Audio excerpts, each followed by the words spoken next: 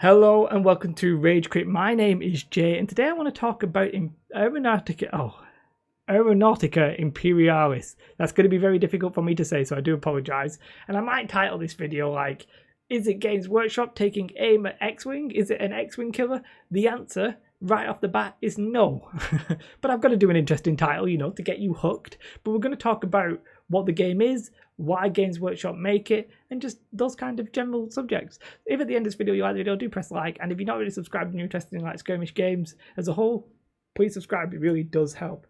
So what is Aeronautica Imperialis? So I'll get a little bit of it on the screen for you.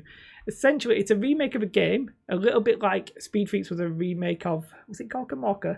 And I'm not sure what the original game for this was. I don't know if it was just called Aeronautica Imperialis, but that's what this new one is called.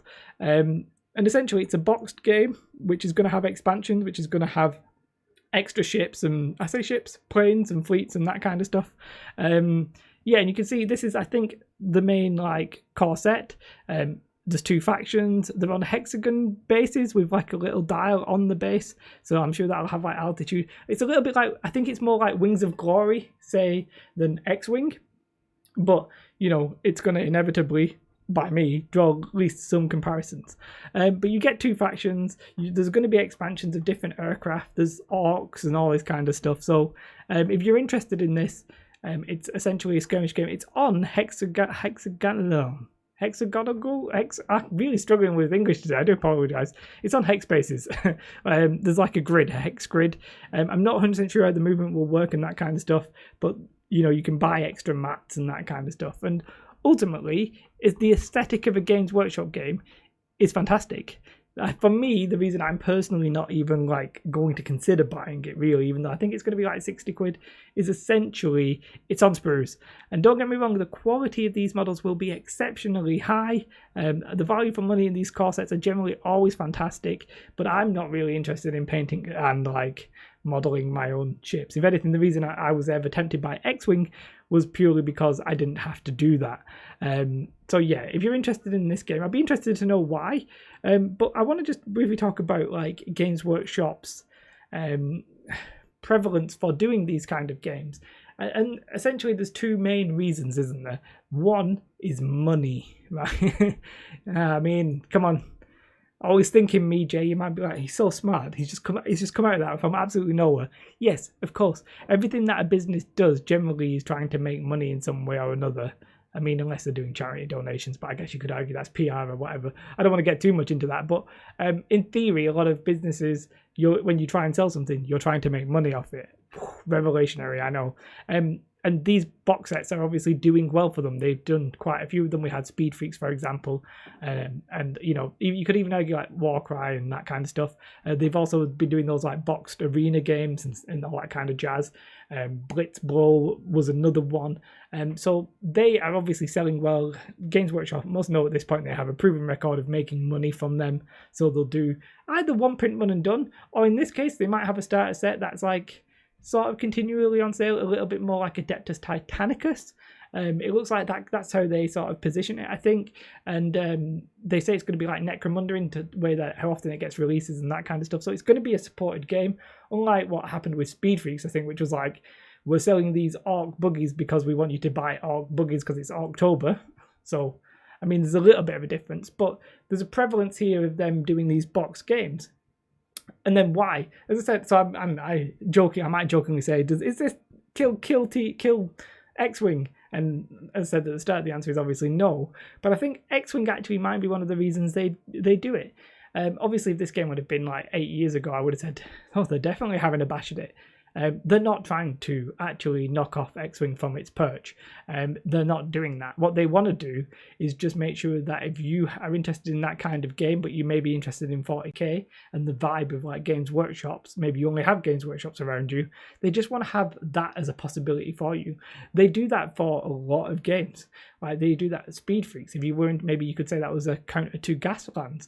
Maybe Guild Ball has a counter in Blood Bowl, or Blood Bowl actually came first, but they maybe that's why they're supporting it more. Skirmish games, you've got Warcry, Kill Team, etc. They generally seem to be putting themselves as you want a hex-based game, Shadespire or Underworlds, whatever you want to call it. They have their fingers in almost all the pies. And I think that's what they just want to have. They want to be able to offer you the option of the kind of game that you play, which makes sense because they want you to stay in their sort of ecosystem. Paints, paintbrushes, the models, the assembly tools, etc. They want you to stay with them, obviously. So if you're interested in X-Wing and you can't, maybe you like can't find a community, but you go to a Games Workshop store and then they do this game, you might be like, yeah, you know what? Me and Steve will buy this and we'll have a good time.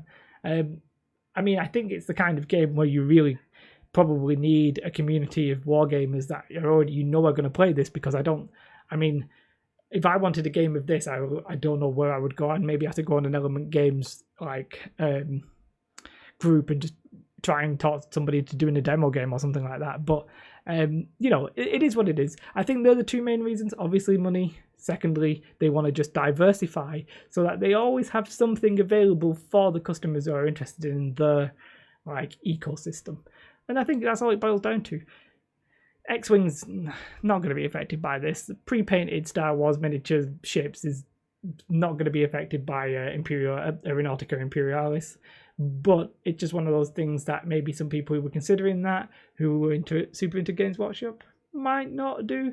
They just have the option for you now, and of course they get to build up these releases, and some people love like Adeptus Titanicus and are playing it like religiously, so some people will do the same for this almost inevitably, and Games Workshop have you covered. That's it.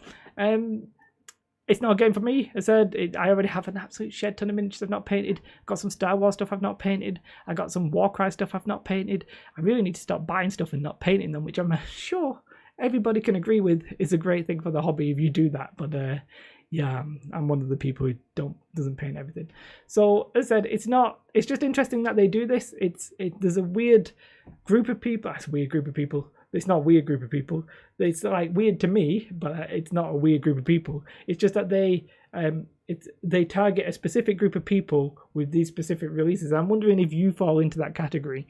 I think like it's not really for me, the sort of people who want to play like competitively and want balanced tournaments. I think it's going to be mainly for people who just want to like have a beer and pretzels game, really into 40k, and just want to like rock up and play. Although I do really like the aesthetic of that World War II vibe, and there's just a subset of people that this will fit right into, and it's just intriguing that they do. I sort of lump this with Speed Freaks. I lump this with Adeptus Titanicus, so those kind of people. If you are interested in this game, did you buy those games? I would be very intrigued in that. Other than that, I'm rambling now, so I'm off. Do have a most beautiful day. It's I've not really said anything interesting here. The game's coming out on the 6th of September. I don't know if I mentioned that, but that's apparently when it's coming out. It's pre-orders next week, about 60 quid, I believe, probably, I've been told. But yeah, let me know your thoughts on the game, and have a beautiful day, and goodbye.